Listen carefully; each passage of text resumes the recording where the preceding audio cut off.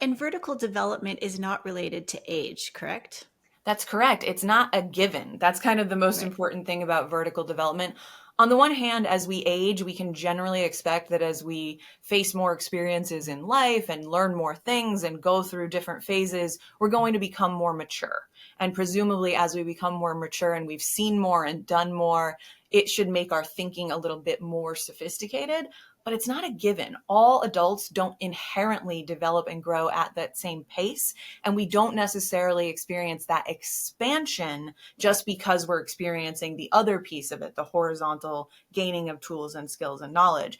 And the reason for that is because vertical development requires some additional kind of attributes of the learner themselves.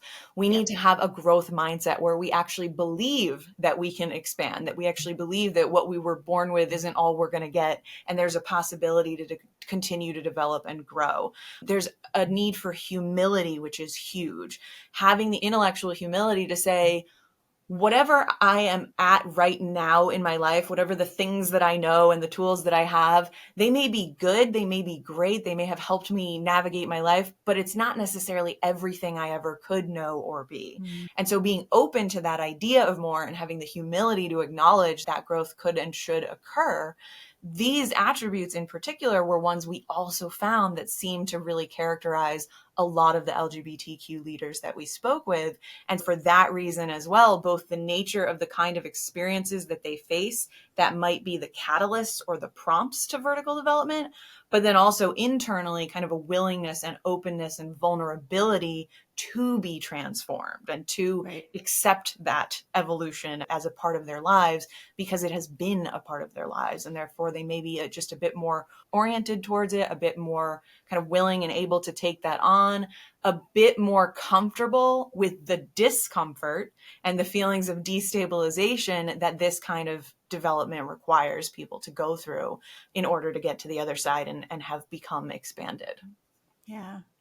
Bree, I'm curious about your journey through vertical development. Any reflections that you want to share with us around your own journey? I have had several transformative moments in my life. And that growth mindset that Liz talked about, I think is absolutely critical to this process.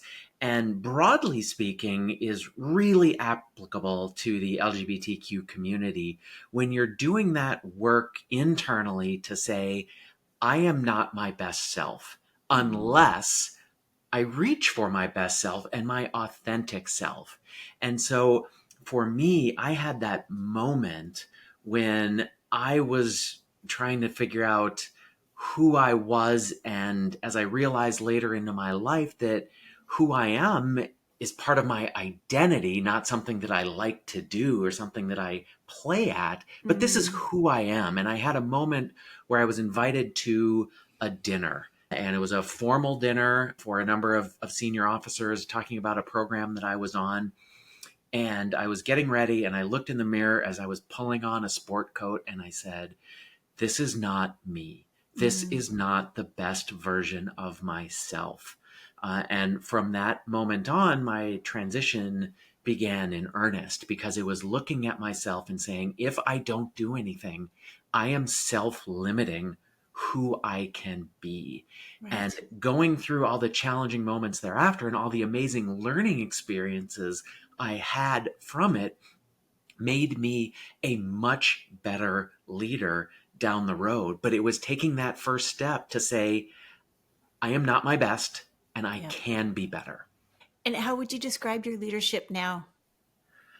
It is much more open, much more connected to Yeah. many people. And I have a much better ability not only to connect, but to understand and to empathize with others and really treat them as the individuals that they are. And I think that's a key component in a transformational leadership style where if I have to treat you all the same. For some people, I might be demotivating them because I don't understand what it is that makes that person want to do more or be better? Are they looking for a monetary reward, time off, public recognition, private recognition?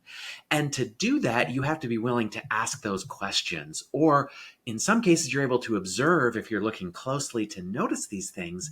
But in many cases, it's about building those bonds with people where not only are they comfortable in telling you, but you have put the thought into actually asking those questions. What matters to you? How do we build this team in a way that works for all of us and not constantly be trying to force those round pegs into the square holes? In many ways, my leadership did transform in that I took my blinders off to some things that I had been blind to before. I shared some of my vulnerability that allowed people around me to see me as human and as someone that they might actually want to connect with and bring their problems to.